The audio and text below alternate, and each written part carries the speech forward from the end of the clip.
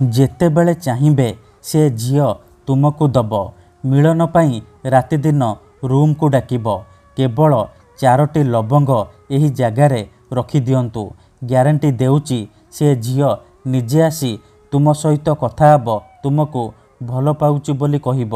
ହଁ ଫ୍ରେଣ୍ଡସ୍, ଯଦି ଆପଣ ସୁନ୍ଦରୀରୁ ସୁନ୍ଦରୀ ଝିଅକୁ ପଟେଇବାକୁ ଚାହୁଁଛନ୍ତି କିନ୍ତୁ ଯେତେ ଚେଷ୍ଟା କଲେ ମଧ୍ୟ ତାକୁ ପଟେଇ ପାରୁନାହାନ୍ତି, ତାକୁ ନିଜର ମନ କଥା କହିପାରୁନାହାନ୍ତି, ଆଉ ସେ ଝିଅ ଆପଣଙ୍କୁ ଭାव ଦେଉନି, ଆପଣଙ୍କୁ ଇଗ୍ନୋର କରୁଛି, ଆଉ ଆପଣ ଚାହୁଁଛନ୍ତି କି ସେ ଝିଅ ନିଜେ ଆସି ଆପଣଙ୍କ ସହିତ କଥା ହେଉ, ଆପଣଙ୍କୁ ଭଲ ପାଉଛି ବୋଲି କହୁ, ତେବେ ଆଜିର ଏହି ଭିଡ଼ିଓଟି ଆପଣଙ୍କର ଇଚ୍ଛାକୁ ପୂରଣ କରିବ।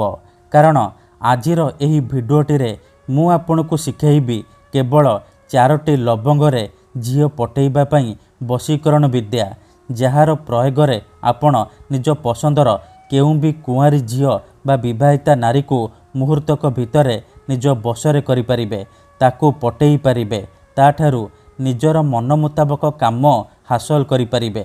ମନେ ରଖନ୍ତୁ, ଏହି ବିଧିକୁ ଆପଣ କେବଳ ମଙ୍ଗଳବାର କିମ୍ବା ଶନିବାର ଦିନ କରିପାରିବେ। କେଉଁ ବି ସମୟରେ କରିପାରିବେ। ପ୍ରଥମେ ଆପଣ କ'ଣ କରିବେ, 4ଟି ଲବଙ୍ଗ ଆଣିବେ। ତାପରେ ମୁଁ ଆପଣଙ୍କୁ କିଛି ପ୍ରୟୋଗ ବିଧି ଶିଖେଇବି। ଆପଣ ସେହି ପ୍ରୟୋଗ ବିଧିକୁ ଠିକ୍ ଭାବରେ କରିଦେବେ, କିଛି ବି ଭୁଲ ଭାଲ କରିବେନି। ତାପରେ 4ଟି ଲବଙ୍ଗକୁ କଳା କପଡ଼ାରେ ବାନ୍ଧିକି ନିଜ ପକେଟରେ କିମ୍ବା ମନି ପର୍ସରେ ରଖିଦେବେ। ତାପରେ ଦେଖିବେ ଚମତ୍କାର। ଯେପର୍ଯ୍ୟନ୍ତ ଆପଣଙ୍କ ପାଖରେ ସେ 4ଟି ଲବଙ୍ଗ ଥିବ, ସେ ପର୍ଯ୍ୟନ୍ତ ସେ ଝିଅ ଆପଣଙ୍କ ବଶରେ ରହିବ। ପାଗଳୀ ପରି ଆପଣଙ୍କୁ ଭଲ ପାଇବ। ଆପଣ ତାକୁ ଯାହା କହିବେ, ଯେମିତି କହିବେ ସିଏ କରିବ। ନମସ୍କାର ଫ୍ରେଣ୍ଡସ୍, ଓଡ଼ିଆ ଫଣ୍ଡା ଚ୍ୟାନେଲକୁ ଆପଣମାନଙ୍କୁ ସ୍ୱାଗତ। ଆଜିର ଏହି ଭିଡ଼ିଓଟିରେ ମୁଁ ଆପଣଙ୍କୁ ଶିଖେଇବି ଆପଣ କିପରି 4ଟି ଲବଙ୍ଗର ସାହାଯ୍ୟରେ କେଉଁ ବି ଝିଅକୁ ପଟେଇ ପାରିବେ, ତାକୁ ନିଜ ପ୍ରେମରେ ଦିବାନୀ କରିପାରିବେ। ମନେ ରଖନ୍ତୁ, ମୋର ଆପଣମାନଙ୍କୁ ଅନୁରୋଧ କି ମନରେ କୌଣସି ଖରାପ ଉଦ୍ଦେଶ୍ୟ କିମ୍ବା କୌଣସି ଖରାପ କାମ ପାଇଁ ଆପଣ ଏହି ବଶୀକରଣକୁ ପ୍ରୟୋଗ କରିବେନି। ଯଦି ଆପଣ ସତରେ ସେ ଝିଅକୁ ଭଲ ପାଉଛନ୍ତି, ତାକୁ ବିବାହ କରିବାକୁ ଚାହୁଁଛନ୍ତି, ତେବେ ଆପଣ ଏହି ବଶୀକରଣ ପ୍ରୟୋଗ କରିବେ। ଅନ୍ୟଥା ମନରେ କୌଣସି ଖରାପ ଉଦ୍ଦେଶ୍ୟ କିମ୍ବା କୌଣସି ଖରାପ କାମ ପାଇଁ ଆପଣ ଏହି ବଶୀକରଣକୁ ପ୍ରୟୋଗ କରିବେନି।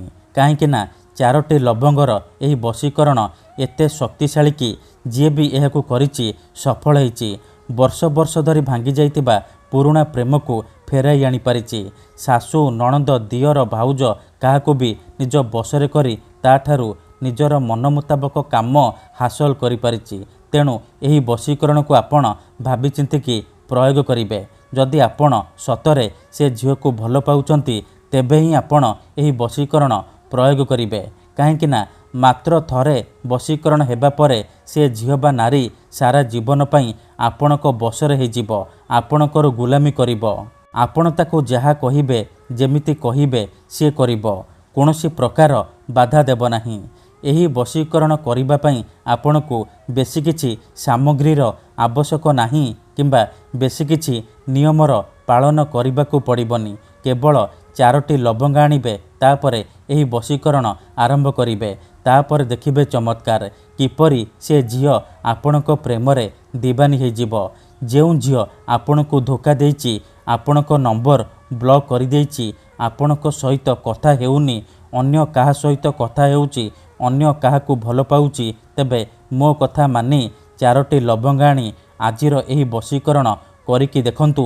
ଗ୍ୟାରେଣ୍ଟି ଦେଉଛି ସେ ଝିଅ ଯେତେ ଦୂରରେ ଥିଲେ ମଧ୍ୟ ରାତିଦିନ ଆପଣଙ୍କ କଥା ଭାବିବ, ନିଜେ ଆସିବ ଆପଣଙ୍କର ପାଦ ତଳେ ପଡ଼ିବ, ଆପଣଙ୍କୁ ଭଲ ପାଉଛି ବୋଲି କହିବ।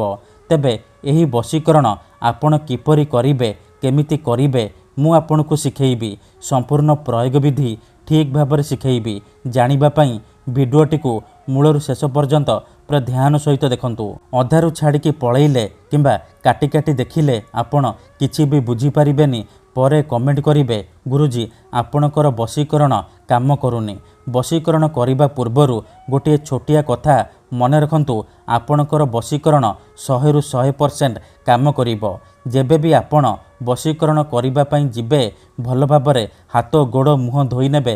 तापरे मनरे संपूर्ण विश्वास निष्ठा आउ एकाग्रतार सहित आपण वशीकरण करेंगे तेबे जाई मु आपन को ग्यारंटी देउची आपण 100% सफल हेबे। मन रखंतु ध्यान सहित शुणु मंगलवार किंबा शनिवार दिन आपण 4टी लवंग आनिबे तापरे कोनोसी एक जगार चुपचाप बसी पड़े तापरे 4टी लवंग को डाहाण हाथ में मुठेकी धरिबे आउ आखि बंद करिकी सेई झियो बा नारी को मने मने भाबिबे तार मुह को निज मनरे भाबिबे तापरे मु आपन को गोटे वशीकरण मंत्र कहूची एही मंत्र को आपण मात्र 3 थर पढ़ीदेवे।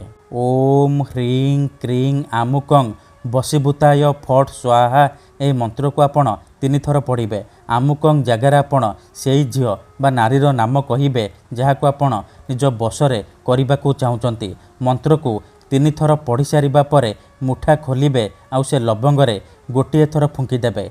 एतिकी कर सारिबा परे से 4टी लवंग को कला कपड़ारे बांधिकी निज पकेटरे किंबा मनी पर्स रखिदेवे जेपर्यंत 4टी लवंग आपणक पाखरे थिबो से झियो हेउ बा विवाहिता नारी आपणक बसरे रहिबो जहाँ चाहिबे ताहा करिबो। धन्यवाद।